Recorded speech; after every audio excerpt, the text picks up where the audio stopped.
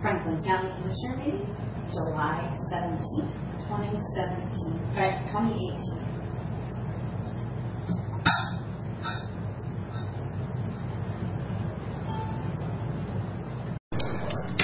Good morning and welcome to the regular board meeting of the Franklin County Board of Commissioners for Tuesday, July 17th, 2018. I'll go ahead and silence my phone here. Got a relatively short agenda this morning. All three commissioners are here, along with County Administrator Keith Johnson. So we'll call the meeting to order, and if you would, please join me for the pledge. I pledge allegiance to the flag of the United States of America and to the republic for which it stands, one nation, under God, indivisible, with liberty and justice for all.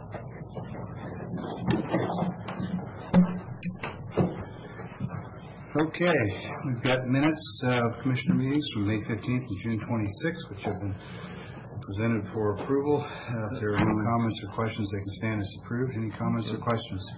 No. Approve as written. Okay, approved as written. Move on to a road name change request for Richview Drive to Bear Drive. I recall we received a letter from the Bear family making this request, and Matt, I think this one's yours, right? Let us go. Thank you, Mr. Chairman. There we go. Yes, the board did receive a letter on February 8th of 2018, and this request came from Kirk and Debbie Bear of 51 Richview Drive in Pasco, Washington. And in that letter, they requested this based on some information in there. I won't repeat it for the board. Their letter was part of the read ahead. The only thing I will add is we did go through all the appropriate channels as far as E911. At that time, no concerns were brought up as we don't have any other Bear drives in Franklin County. But after we submitted to this board, we did finally get feedback from CCOM, and CCOM did have a few concerns. There is a Bear drive in Richland.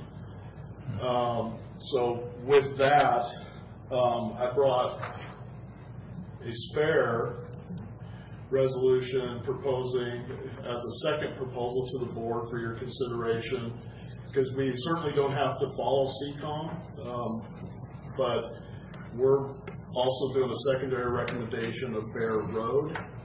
There is no other Bear roads, and based on typical naming conventions of roads, naming it road is more consistent with those naming conventions than drives. So, and also, if it pleases the board, I did bring, just for future conversation, we put together a little road naming convention, read out the county engineer record, and put that together for the board. So I made a copy. So anything in the future, this is a pretty good guide. As you can see, drives are typically a long and winding road that has its route shaped by its environment, like a nearby lake or mountain. It also is used to denote a private road. So in this case, we feel like if the board chooses to, the road would certainly be an appropriate designation as well for this. So with that, I'll just be here to take any questions the board may have. So when we had such as Burn Roads and Byre Roads, are they called? They are actually called Burns Road. The sign just shows Burns and maybe an RD, maybe. Yes. Okay. So this would not be out of place with all these, like the letter states. So by going with that's correct. Bear Road, yeah, I think that's. I don't have a problem changing these things at all. People have lived there forever. Commissioner Cook, anything? No, I think I could agree also with their road instead of drive. So, Matt, just a quick comment. Well, a couple. One, really appreciate you having a backup plan. Two, appreciate the coordination with all the affected agencies. That's what we call completed staff work. And it would have been okay if you had not heard from CCOM to bump this a week, because it's more important to have full coordination than it is on this. but you got both, which is great. So A+, thank you. And that's really all I had to say on it. I'm sure the family will be pleased with Bear Road, especially if you were to share some of those naming convention information with them. Have you talked to them at all, the family?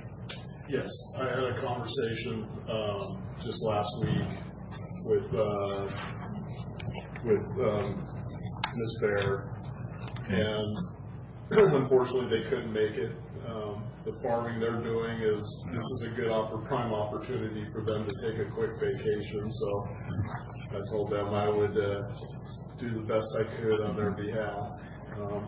I do want to note that typically when this occurs, just because I know this has been a question in the past, roads, if the names have changed and under past administration of Public Works and without the board's input or direction Or awareness.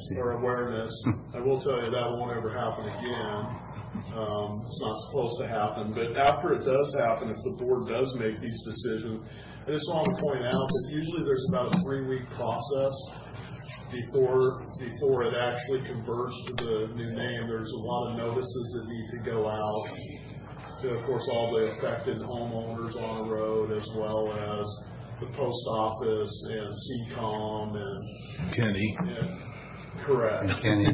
So Kenny the sign man. yes, and all of that gets sent out by the planning department, and we coordinate that directly with them. So just kind of a matter of just kind of explaining the procedures after board action and these types of cases will occur. Karen, will use the same resolution number. Yes, same here. With that, I move to approve the road name change to Blair Road, resolution number 2018-230. Second. Okay, we have a motion and second for approval of resolution 2018-230 to rename Richfield to Bear Road. Any other comments or questions from anyone? Okay, all in favor, please say aye. Aye. Aye. Okay, the name is changed. Matt, thanks again. Great work.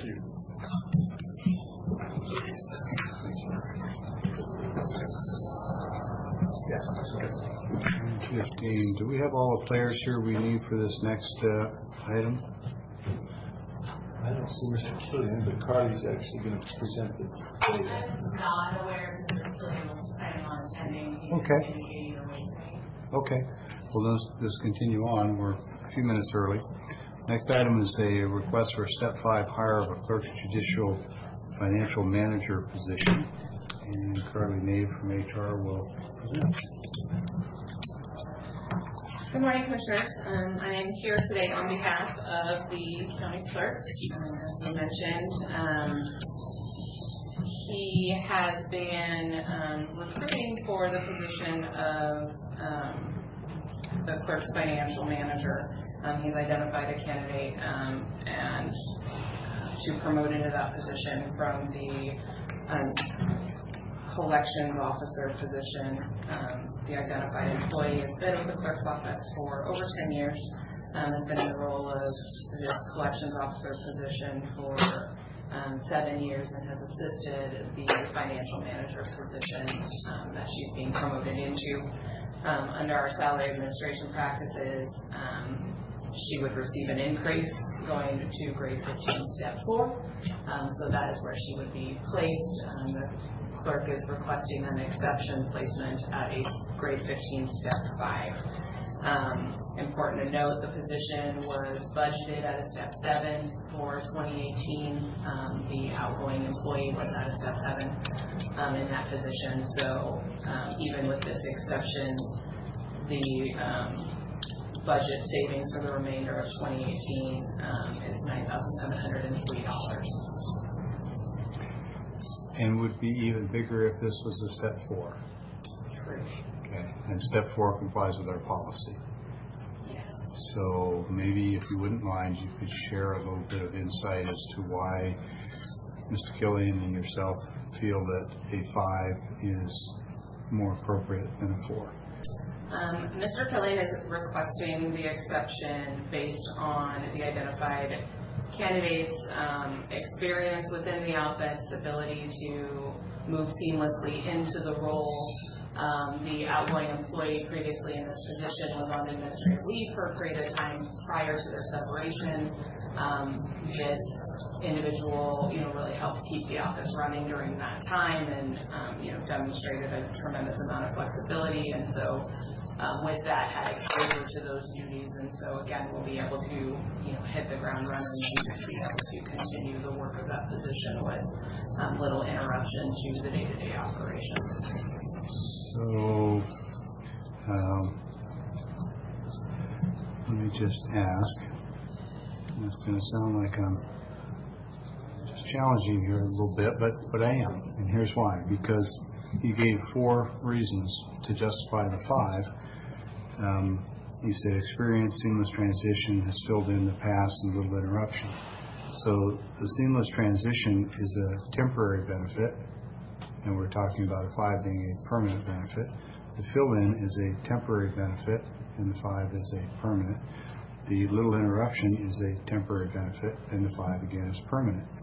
The 4th one, experience, in my mind, is what justifies being promoted up into a higher grade and higher position. So we're kind of layering on by making it a 5.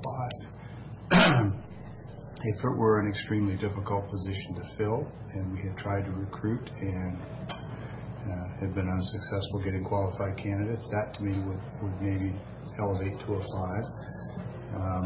We've had situations like that with engineers and planners, and we've made workarounds. So I'm not, and the last point was the fact that Mr. Killian has it budgeted at a 7 and we have savings doesn't fit my definition of a justification for why we spend more just because we budgeted it. So sorry if that sounds a little picky, but it seems to me that those are reasonable observations. And so I'm going to hush for a minute and see what the board thinks, and if they think a 5 is appropriate, we'll have a 5. Now, 7 years in the role of judicial collections officer already, that would have put her up, to a 6 or 7? She was at a step 7 in her previous role. In a lower grade. In a lower grade. Yeah. And even a 4 would give her an increase in pay. Correct. How much is the delta? I said I was going to hush. Okay, you guys go. I think it's consideration on step 4 and why we should take such a big jump up there to 5.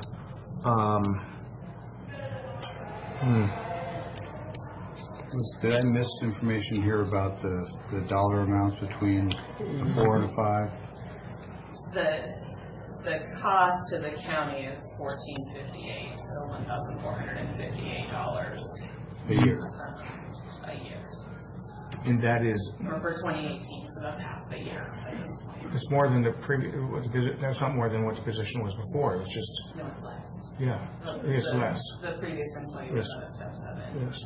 I will say this would not be inconsistent with what the board has approved recently in the auditor's office for, we had a couple of accounting assistants, 3 that had promoted into positions, and there were exceptions made.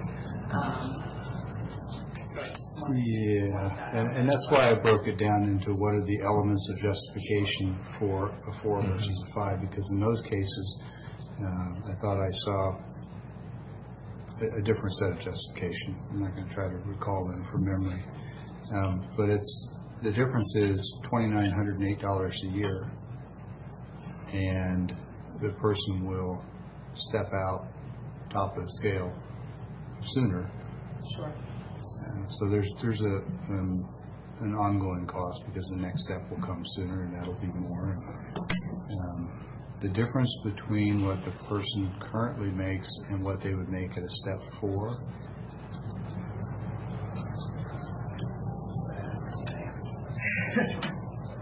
it'd be the first time you showed up without all the answers. I know. But of course, it is an increase over what It the is. employee is making now. Do you recall it to be a very minimal increase, or is It's it not a significant? minimal increase. It's a almost the equivalent of a step increase.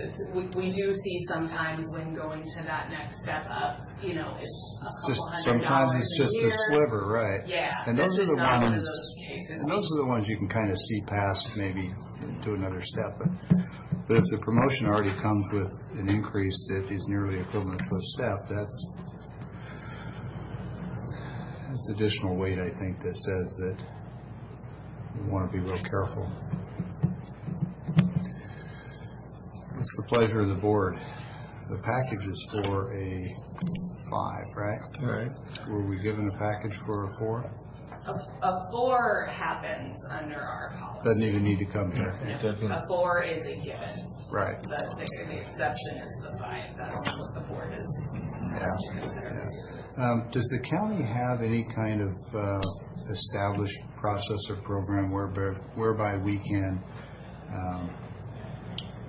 compensate through recognition program, bonus, something else, when we have people who do this, where we have blank positions and they fill in? I think we did that several years ago with the county administrator position, and the county planner was doing both jobs, and we compensated them at the higher rate. Our policy for temporary promotion is for non-bargaining positions once somebody's spent a learning period, which is defined as 30 days in the personnel policy, in the higher classification that they are paid. But in a My bargaining understanding, position, in a bargaining position, in a bargaining position, it's similar. My understanding in this case is that this individual took on some but not all of the duties. The clerk and I had that conversation during the course of the administrative leave of the outgoing employee. Sure. And we had that conversation, is this, you know, is out-of-class pay justified for this position for this time? And it was decided that the duties of the position were split between kind of this individual and the chief deputy clerk, and so it wasn't where they were temporarily promoted. So when we said that she filled in, she assisted with the fill-in. Okay. Are there any other vehicles where we could provide compensation for that additional service above and beyond? We don't have an established policy for that, and so my understanding is retroactively doing that would not be okay. Okay. We may need another tool in your toolbox there. Just thinking. Sure. Because there are times where we have positions that go vacant for a while and other people have to pick up the slack, and oftentimes they don't actually get a temporary promotion out of it. I hate to have somebody having to do extra work for 30 days and then the position gets filled, and well, you weren't there long enough to run out the training period, so you don't get any extra compensation. Okay, well, good discussion. What's the pleasure of the board? I think to be fair with the others, we have, just like you said, slivers, not a big jump. Am I correct? Am I correct with that? This is kind of a big jump compared to all the others we've done. I don't know that I can accurately Yeah, I'm trying to speak think that back too, and I don't comparatively remember. without those numbers in front of me. I think I feel more comfortable with the step 4. It's a big jump, it seems like, and I don't know what the job description is from what they had before and to now, what the difference would be. It's a significant difference in job duties. It's going from a bargaining unit position to a non-bargaining exempt level position that, you know, really oversees the LFO collections program and, you know, the supporting financial activities of the clerk's office. So from that standpoint, it is a significant increase in duties and responsibilities schedule, going from 7.5 hours a day to 8 hours. Which is why it's a higher grade and a higher salary. Correct. And at the next step will be continue that upward climb in salary.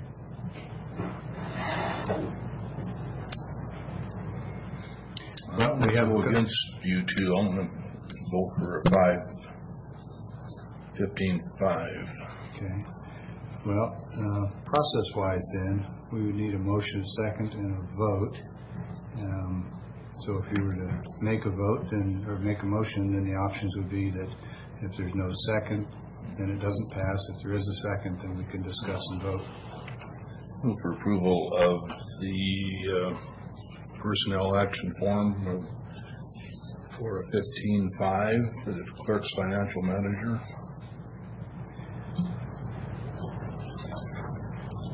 And so that people aren't waiting, I do not intend to second. Commissioner Miller, you're welcome to second or not. I don't intend either. Okay, then there was a motion. Motion dies for lack of a second. Request is not approved, and there you go. Thank you, Carla. Thank you.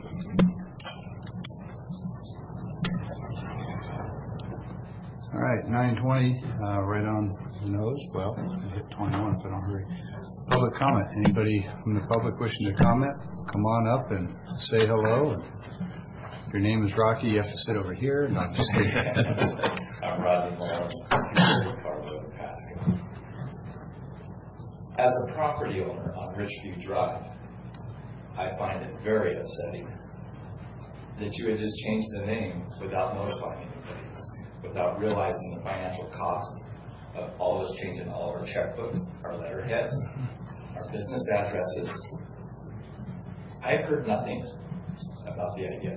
I mean, that would be like me coming up and saying, I want to change where Mr. Cook lives to Mullen Avenue, Mr. Miller to Didier Avenue, and Brad, I want to change yours to Matt Beaton Boulevard. I mean, let's take a look at it from the other side. Well, I would have to move, but I get your point.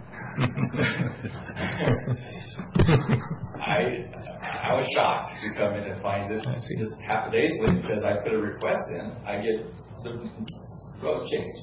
There's going to be people out there that are going to be a lot more upset than I am. Well, did you, I'm sorry, if you don't mind, you didn't send any letters to anybody yet at this point? My understanding is those should have went out, yes. Yeah, Well, but I can't confirm that personally, because that's standard operating procedures. And so my awareness was, or my understanding was that there is a notice requirement, and you live on Richview? I own property there, and our farming address is Richview, right. And you didn't get a notice. I didn't get one. I've spoken to my brother. It is bullshit. I mean, we haven't heard anything. Well, We have an issue. you raised an excellent point. Yeah. Matt, we need to get our arms around it, and either you can get back to Mr. Mullen directly, or I'd be happy to do it if you want to send me the information. Well, I think there's financial cost that's going to involve everybody that lives on that address. Yeah, having looked at the map, and perhaps I should have been more thorough, but my understanding was that the drive comes off of Dent and goes north of Shortways, and there's a residence there, and I wasn't frankly aware and didn't think about the fact that the land around there probably maybe isn't theirs, and that there are other affected people. There are, yes. I kind of had it in mind that there was one residence there. I didn't think past that. So that's my error. Matt, would you check the process and Absolutely. see, one, if notices did go out, and if they did, why Mr. Mullen didn't get one, and two, if notices didn't go out, then we need to fix our process so that the notices do. Will those notices come out of the planning office? We coordinate that with them. Yeah. Does it qualify as a land use action? I don't think it does, because the use isn't changing. That's correct, yes. A land use action would require it. But would you get us the facts and educate us more so that we can report back? A lot of the things that Mr. Mullen brought up are things that we would take into consideration. We understand there's a cost associated with that, and we've had people in the past tell us, I've just had letterhead being done and stuff, and I've got 500, and it's going to take me a year to get through it. We take all of that into consideration, and so absolutely I've researched what happened in this case. Yeah, You well, take into consideration that maybe some families have lived there a long time. Yeah. Those addresses are set in stone for over 50 years. I think it just happened basically, hey, I want to change the name, I want to put a request in. Change it is absurd. Well, I'm glad you brought this up, because I was happy to see nobody here to complain. Now, because I didn't realize that no one knew yet. Look at the financial cost, I mean. Yeah, if no, I it's my understand. personal Totally residence, I understand. pay a checkbook, no big deal. Yeah, totally But understand. if I've had a business there for years, and I have to go back and change all of our letterhead, all of our contacts, Right. No, it makes sense. it's just, I'm shocked. I mean, I guess that's the. Is there a way of putting this out that you're going to set a time, and then when we hear the complaints or something, or give them some time to change in a year or something like this? Yeah, typically we would gather all that information in. It doesn't require a hearing in this case, but if the board wants to do that, certainly we can come out with a policy that would have a hearing for road name changes. But like I said, I'm gonna be finding out what happened, because this is usually everything, including responses from landowners, whether it be written, verbal responses, would be part of the board's packet, and then typically we would let everybody know when it was gonna be, so that gentlemen like Mr. Mullen could be here, Right. to be part of the decision, because right now, it's quite obvious to me, the board hasn't received all the necessary and pertinent information to make the decision they made, so. Why are we changing the name? Is it for public safety? I mean, I don't understand why we're changing the name to begin with. So we've had requests from farmers in the blocks over the years whose families have been there and farmed, like in the case of Burns. That was like a new development. That was a new road, yeah. Part of it. But there was No, other, that's as not- far as Ridgeview and Ridge Drive, and Right. there's three that are close that 911 was having a concern with also, but That's Right, and back to the Burns thing, no, that was not a new development that drove that. That was a name change based on their long history associated with Block 1.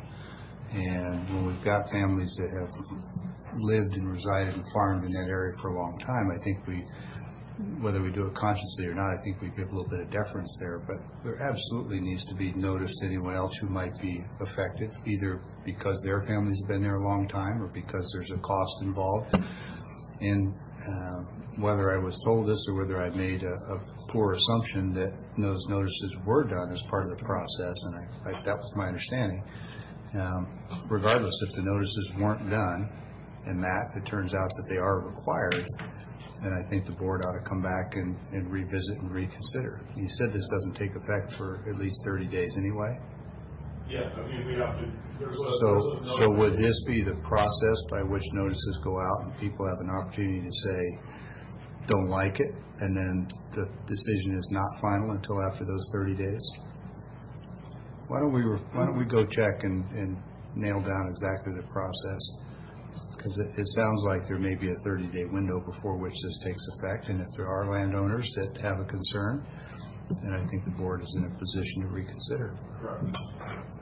It just seems odd to me that the notification would be after the board consideration and not before. So would you get that sorted out, please? Yeah, and it should be before. That was my either understanding or assumption. I'm being careful because I can't recall exactly who told me when that it's before, but I know we had that conversation. So Well, once again, I mean, why are we changing the name?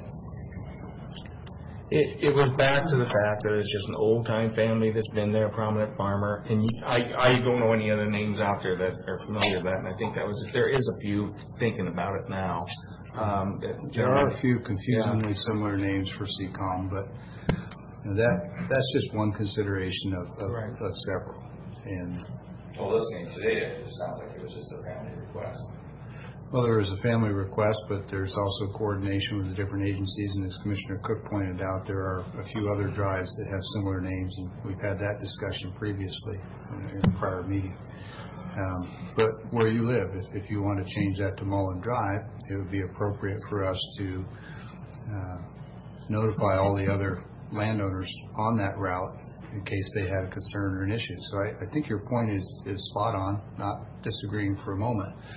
But we were, I think, under the impression that there was a process that did notice in advance, not retroactively. And this 30-day before it takes effect sounds like, based on what we know now, is the mechanism by which the board can receive input and perhaps not go forward with the name change. Let's find out, Matt, what exactly the specifics are, and it's going to be important to have RCW sites or WACs or anything else that's relevant so that we don't run into this kind of situation again. And we're gonna get back with you. You want Matt to get back directly with you? You want him to give it to me and I call you? You care? He can contact me. Okay. All right. It matters. Do it that way. I think it should be considered because there's going to be a financial cost to everyone on that address. Yeah. And then, Well, we're agreeing with your point. if it was just me, and I had to change the checkbook, that'd be no big deal. But I think there's other underlying factors. And if people haven't been noticed, then they need to be, because I don't want to speak for other people who live out there, but Yeah. Well, to be clear, conflict comes to mind. It doesn't even involve me or my family, but yeah. I think there's going to be people that live on that address that don't necessarily want to live on Bear Drive. Right. Well, to be clear, we're all agreeing with you. Okay. We're under the impression that notice was done in advance, and Matt is telling us that the process, at least as he understands it here, is that it's a 30-day opportunity for people to say yay or nay, and then the board can finalize or not. We've already passed a resolution, but they can be undone just as easily as they're passed. So we'll get the correct process. We'll get you informed, and then we'll see what the proper steps are within 30 days. But All right. Thank you. yeah, Thanks, Ron. Thanks for sharing your view. It's a very good point. And for the record, I wouldn't mind living on Mullen Drive. Wouldn't bother me. Easy to cut out. Yeah. No double letters, just one L, right? All right.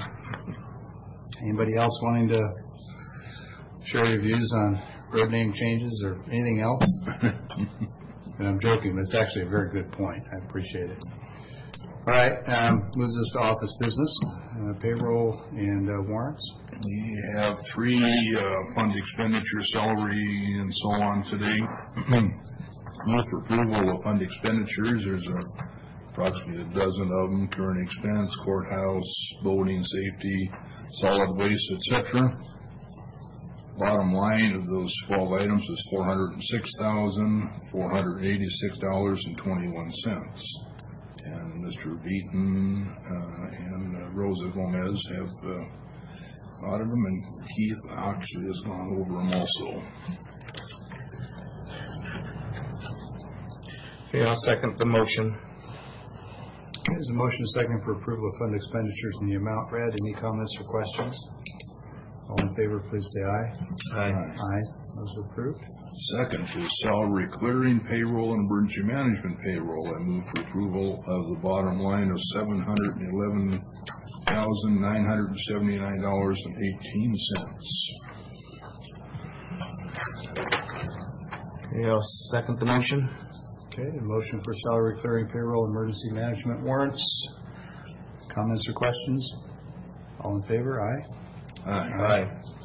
Okay, those are Third approved as well. and final is fund expenditures for county road and motor vehicle payroll. Bottom line of these items is $113,105.14. And Mr. Beaton and I will. Okay, we'll second the motion. Okay, motion second, fund expenditures, county road, motor vehicle. All in favor? Aye. Aye. All the bills are paid. Have no further. No further. Okay, we have a short consent agenda today, I see. I move for approval of consent agenda 1 and 2. Second. Okay, motion is second for consent agenda as presented. Any comments, questions, or concerns?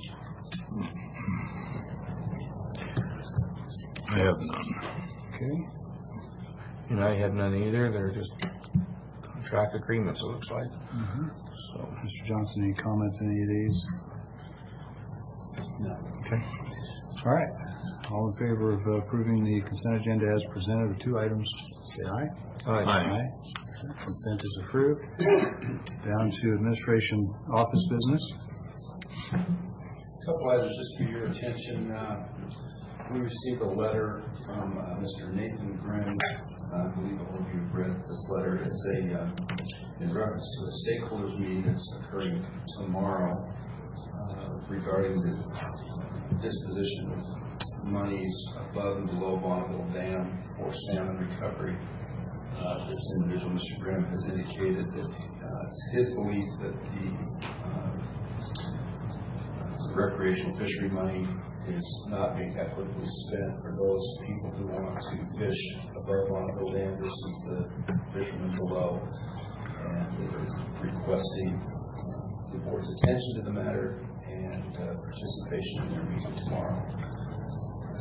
He's indicated in a letter that he's already spoken to Commissioner Pack. I don't know, Commissioner, if you plan on attending that meeting, but if you do or don't, the point of his letter was making sure that the Franklin County Board of Commissioners was aware of the issue and drawing attention to it. So just kind of bring that for your... Yep. So I spoke to Mr. Grimm a few weeks ago. He knows that I have interest in the topic and association with some sport fishing groups. Asked me if I would attend. Told him thanks for letting me know and I was interested and I would attend, but it'd be as a private individual, and he wanted me to attend as a county commissioner representing the county. And I said, well, if you want that, then you probably ought to send a letter to the board requesting that. And that's what brings us to where we are now. So if I were to attend, certainly I can attend and introduce myself as a county commissioner there representing myself. That's nothing wrong with that. If I were to represent a position on behalf of the board, obviously you'd need and want to know what that is, and that position would be exactly what he said, which is the statistics based on population and dollars spent show that per capita an inordinate amount of money is spent below Bonneville than it is above. And the distinction is, and I believe it's not just money spent, but escapement and allowable take and so forth. There's a few other issues, but his point is simply there ought to be parity by population above and below the dam, and that there's an awful lot of people up this way who sport fishing with their dollars, licenses, other expenses. As long as it's not lobbying against the Snake River dams. Yeah, actually I think it would be, well, you make an excellent point, and it'll be I'll change the phrase, it'll be a very unusual day that I ever did that. Well, I mean, the whole association that they're talking about. Right, yeah. Well, I will be careful, and I will probably speak for myself, but if they ask for a county position, I'll confine it to, we do not support removal of dams. We do support parity above and below the dam so that people live up the side of the dam are getting their fair share of economic investment from the state and opportunity to fish and catch. Agreed. Okay. I can agree with that also. All right, then I'll go to that meeting tomorrow night. Mr. Johnson, anything else? Yeah, one other item. I attended a meeting Friday afternoon up in Connell related to the rail interchange project that proposed for that area. You will probably recall that the City of Connell City Council recently took the position that they were unable to continue to spend city resources pursuing additional grants on it, that the money that they had hoped would come from the federal government to participate in the development of that project did not appear to be forthcoming. So after the City Council announced that position that they weren't going to spend city resources, it appeared that maybe that project was called into question. However, a coalition of a number of people involving Grant, Adams, Franklin County, the cities that are affected by would be affected by the potential development of that project. The railroad people, as well as Senator Warnick and Representative Dye, attended that last Friday to see if there was another path forward that would not require the city itself to expend their resources in pursuit of these grants. And that coalition has kind of developed a process to move forward with a grant application. They have a a grant writer hired, and kind of the question on the table is whether they wanted to continue to pursue requesting federal grant money, and the decision by that coalition was clearly a resounding yes, that this was too important of a project to just let it go. And so they had asked just for each of the individual counties and cities to reaffirm their commitment to expressing support for the project, directly to the Federal Department of Transportation. And so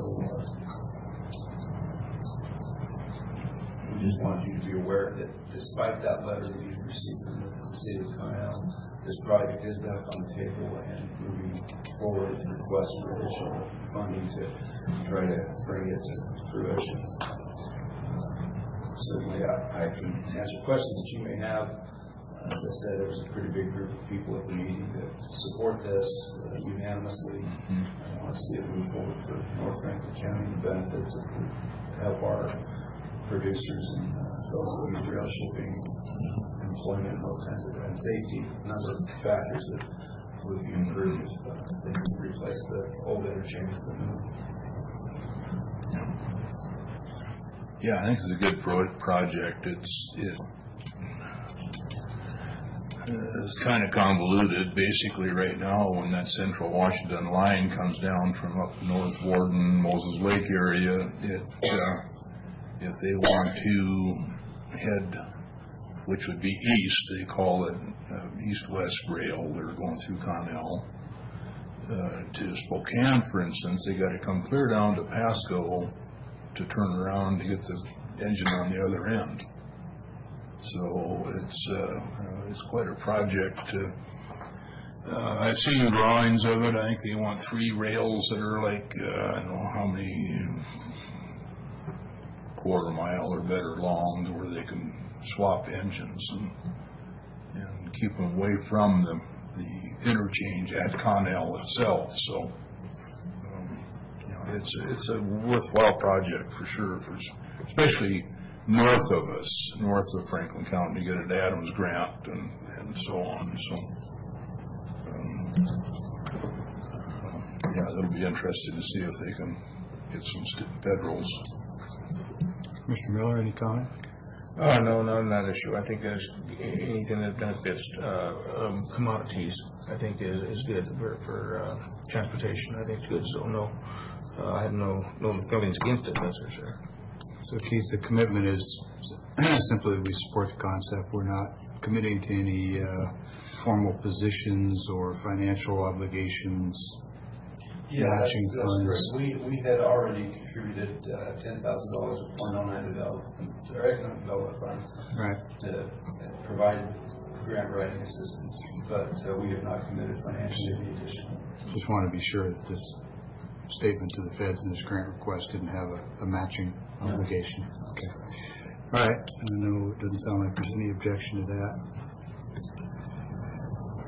I believe that's all I have for administration office business. I do will request an executive session. Okay. Another opportunity for public comment. Mr. Mullen? Your last one was so good, I thought maybe you had another one. I can come up with one. Yeah. Listen, you're fair. You don't come up and throw stuff and doesn't have a purpose behind it. Good morning. Good morning, gentlemen. It's a privilege to see you all. I actually woke up on time this morning to come here. Just didn't make it to the meeting on time. I actually wanted to ask Commissioner Miller a question. At the last meeting that I was able to attend, you had suggested that you were going to meet with a gentleman who came here, or Mr. Oliver, or somebody, about mental health. And I was actually wondering how that went. I was wondering how the Commission in general is viewing the mental health issue right now. At this time, we have not been able to correspond and get our time together. I will be meeting with him probably this afternoon.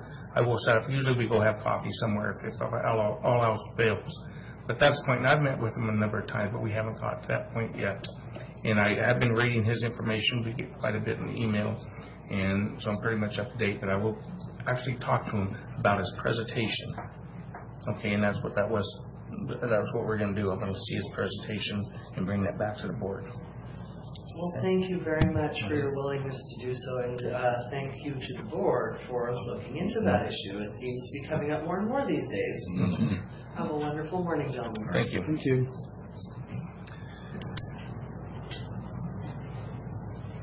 Any other public comment? No? Okay, not seeing any. Keith, how long do you think we'll need for this executive session?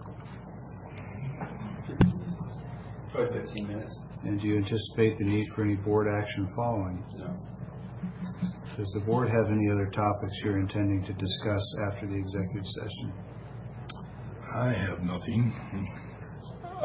Nothing to bring up. I may go ahead and just mention that tomorrow, let's see, actually Thursday morning, I have been asked by the cattle feeders of Washington to talk at their convention or their conference they're having in Kennewick, and asked to bring our planner along because there's a few people interested in building feedlots here and want to know what the steps are. So that's something that may be coming in the future. So they're asking what kind of process it takes, and it'd probably just be a 15-20 minute discussion.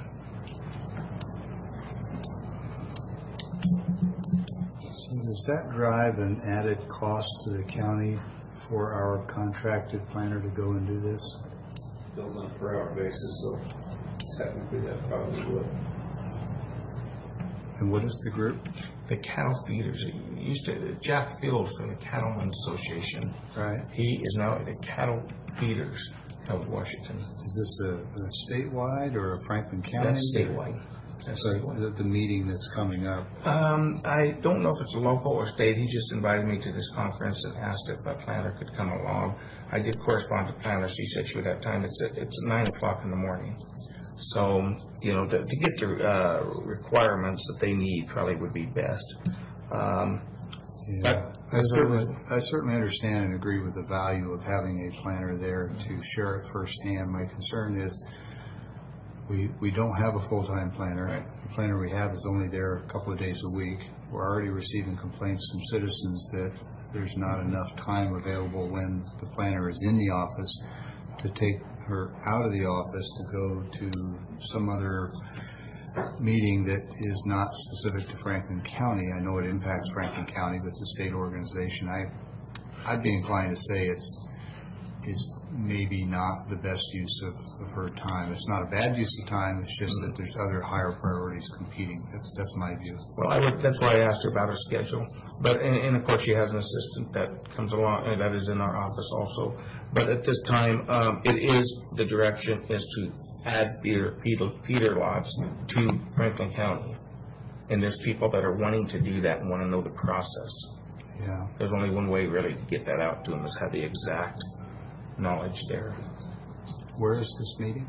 It is at Canyon Lakes in Kennewick. And so they got a little boardroom there. They said it'd take 15-20 minutes.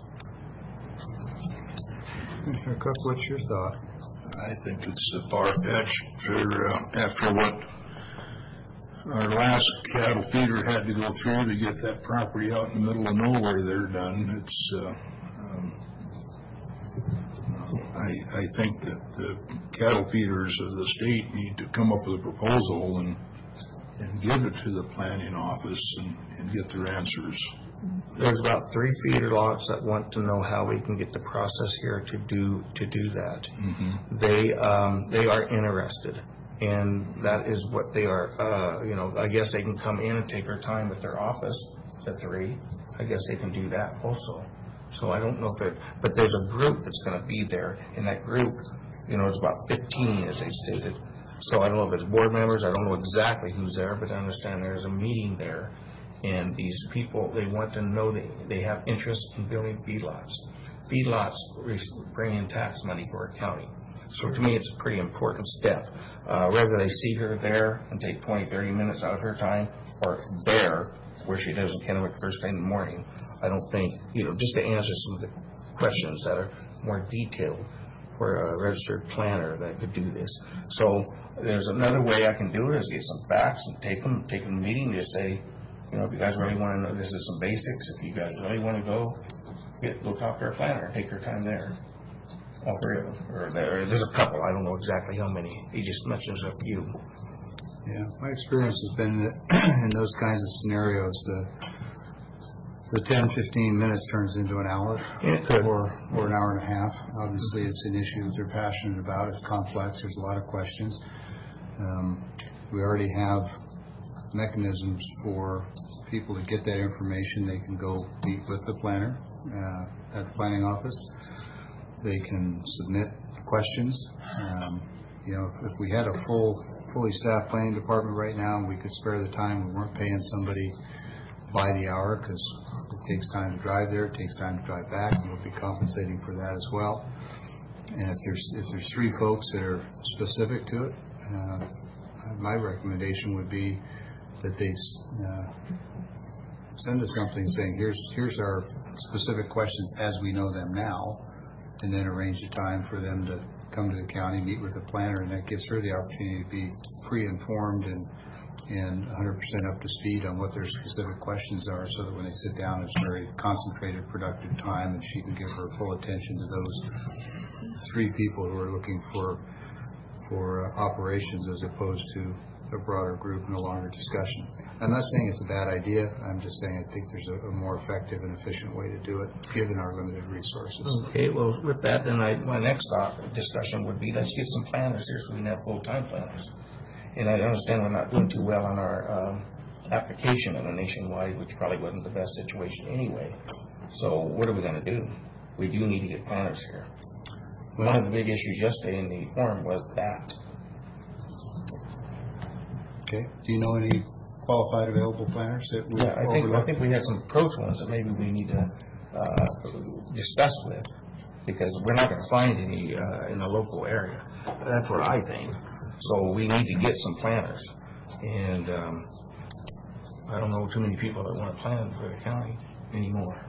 It's obviously a city where they pay more, and it's also, I think it's just an important step here as fast as we're growing. Well, I don't think anybody here would disagree. That's why we've been working on trying to find a planner. Okay, then Carly, have you given up that effort? Have you slowed down on it? No? Okay.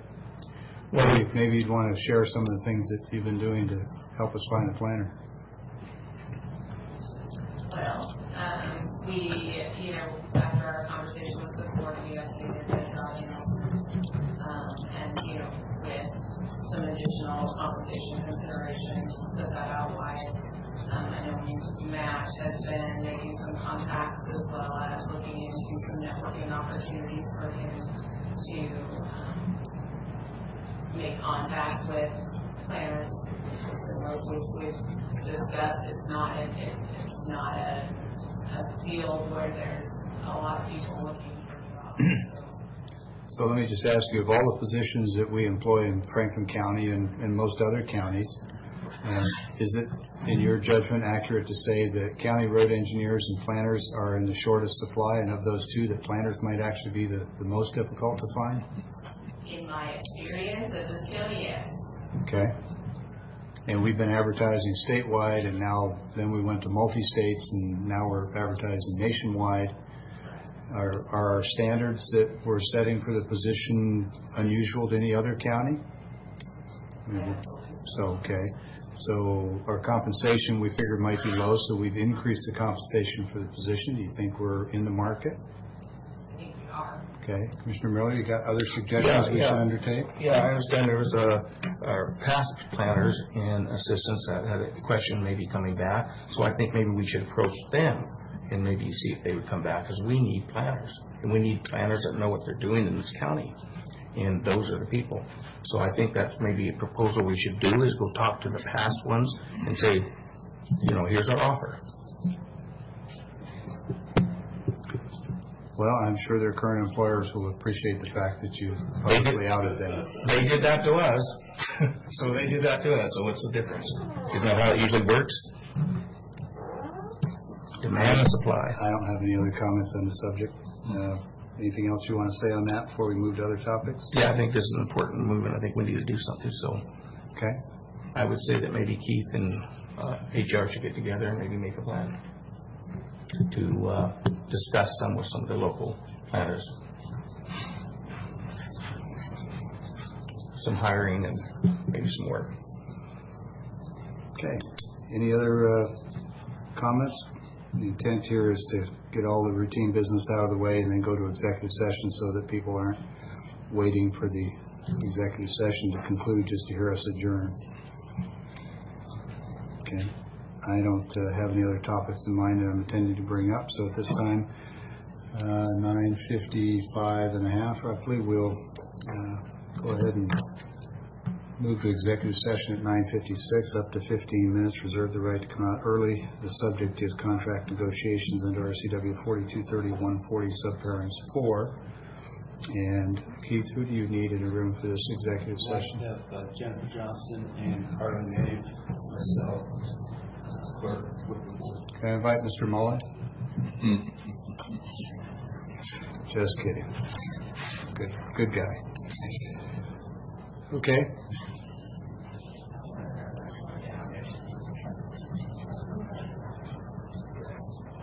Morning, Zora. Morning. Good to see you here. Thank you. Yeah, it's not easy to make it here, but it is nice to be here. I did hear you say yesterday you couldn't make meetings at Tuesday at 9, so if this election goes well for you, I'm not sure what we're going to do. I guess we could move the meetings again.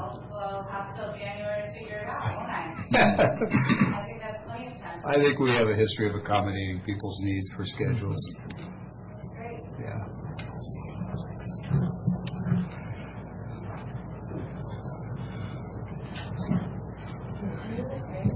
Yeah, old muscles and that active legs again. So yeah, just gonna show you.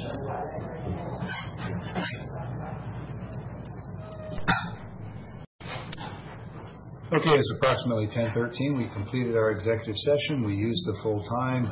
No action required that I'm aware of. Any commissioner have any action out of this executive board that you feel we need to take? Nope. Okay, so no action out of that. I think we've covered all of our remaining business prior to the executive session, so people wouldn't have to wait, but that doesn't mean that we can't discuss other things if anyone has thought of anything since then. I'm going over to risk pool. Are you going to risk pool? You're going to the risk pool meeting? Okay. Did you, speaking of that, did either of you get a chance to look at that I forwarded? I saw that.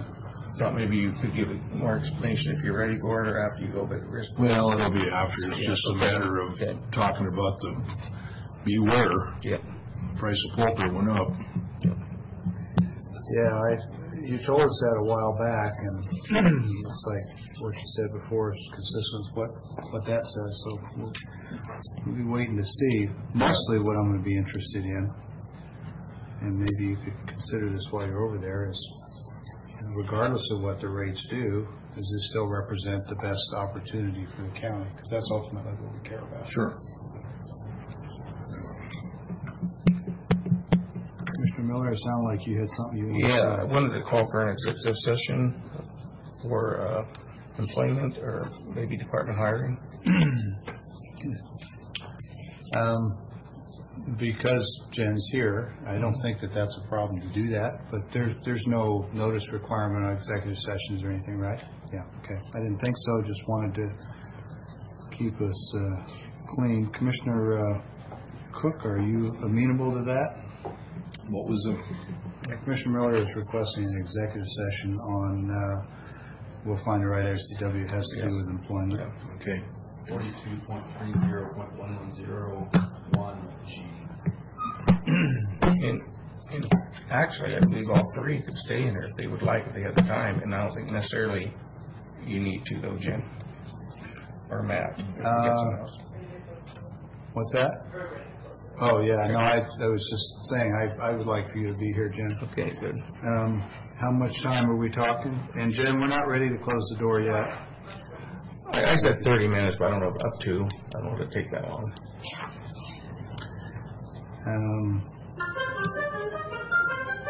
Okay. Well, then we'll go into executive session at 10:17 for. We'll say up to 30 minutes. Hopefully it isn't going to take that long, but reserve the right to come out early. And just for the record, we have no members of the public present expressing any desire to do business with the board, so I don't think we're holding anybody up or delaying anybody's day. So 10:17 for up to 30 minutes. And Keith, would you give us an RCW site for appropriate? RCW 42.30.110, paragraph 1, subparagraph. Value of business output from employment review performance of public employees. Okay, thank you. Go ahead and close the door. I'm going to pause for a moment while we get the door open to see if there's anybody outside wanting to come in. Okay, so we've completed our executive session. The recording is back on. The door is open. I'm not seeing anyone outside wanting to come in. So we completed our executive session about 6 minutes early. It's good discussion. Thank you, Commissioner Miller, for requesting it. It was productive. Any other business before the county? If not, we're adjourned.